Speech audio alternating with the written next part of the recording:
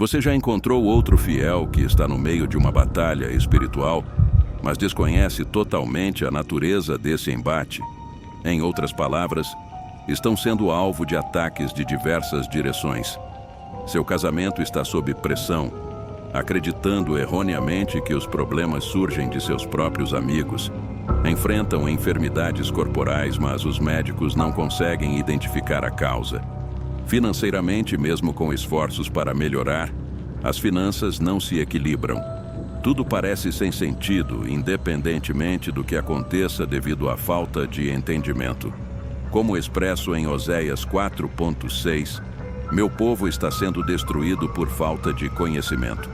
Gostaria de compartilhar duas perspectivas importantes. A primeira é aquilo que o diabo aprecia e a segunda, aquilo que ele detesta. O diabo tem prazer em instilar o medo, induzindo-o na vida de um crente. O motivo é claro: o medo é oposto à fé, e a palavra de Deus nos exorta a viver pela fé, confiando que Deus está no controle total. Portanto, somos instruídos a não ficar ansiosos, preocupados ou perturbados em nossos corações, pois o medo vai contra a essência da fé. O diabo, por sua vez, busca exatamente o oposto: que vivamos dominados pelo medo, introduzindo a ansiedade em nossas vidas, preocupando-nos com as necessidades básicas e assim afastando-nos da confiança em Deus. Considere o estrago que o espírito do medo pode causar. Vejamos o que a Bíblia nos exorta a fazer. Ela nos convoca a ser corajosos, enquanto o medo representa o oposto. A Bíblia nos incentiva a ser ousados, mas o medo é exatamente o contrário. Ela nos orienta a confiar em Deus, enquanto o medo representa a dúvida em relação à confiabilidade divina. O diabo se deleita em introduzir o medo nas vidas das pessoas. No entanto, permita-me afirmar algo importante. O que o diabo não suporta é um homem ou mulher que rejeita o espírito do medo. Alguém que não se deixa intimidar pelo que está diante dos olhos, mas, em vez disso, é governado pela palavra de Deus. Permita-me compartilhar a história de um homem que exemplifica isso: Jó. Jó tinha tudo: uma linda família, uma esposa amorosa, riqueza abundante e, acima de tudo, temia a Deus. Certo dia, Satanás aparece diante de Deus no céu, questionando a integridade de Jó. Deus destaca a bondade de Jó, mas Satanás insiste que ele amaldiçoaria Deus se fosse privado de suas bênçãos. Deus permite que Satanás teste Jó, mas proíbe que sua vida seja tirada. Num único dia, Jó enfrenta perdas avassaladoras. Seu gado é roubado, seus servos são mortos, suas ovelhas são queimadas, seus camelos são roubados. E, por fim, um vento destrutivo faz desabar a casa de seus filhos, resultando na morte deles.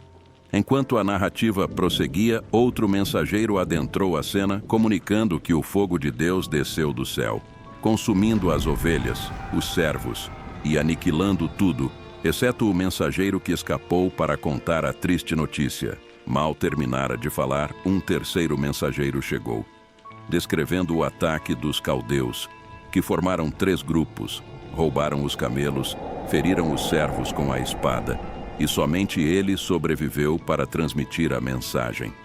Antes mesmo de concluir suas palavras, um quarto mensageiro surgiu, relatando a tragédia final. Um grande vento varreu a casa onde os filhos de Jó estavam, resultando na morte deles, exceto pelo mensageiro que sobreviveu para contar a terrível história. É notável observar os 3 agentes utilizados pelo diabo nesse contexto. Primeiramente, o diabo empregou os sabeus e os caldeus para atacar Jó, destacando que Satanás pode manipular outras pessoas para se tornarem instrumentos de ataque. O segundo agente foi a intervenção dos elementos, representada pelo fogo que desceu do céu e o grande vento que varreu a casa. O diabo utilizou fenômenos naturais para atacar Jó. No entanto, a narrativa não para por aí. O diabo também usou a doença, ferindo Jó desde a coroa de sua cabeça até a sola de seus pés, conforme registrado em Jó 2:7. E, por fim, O diabo tentou utilizar o círculo mais íntimo de Jó ao incitar sua esposa a incentivá-lo a amaldiçoar a Deus e morrer, revelando que até aqueles mais próximos podem ser instrumentos de ataque.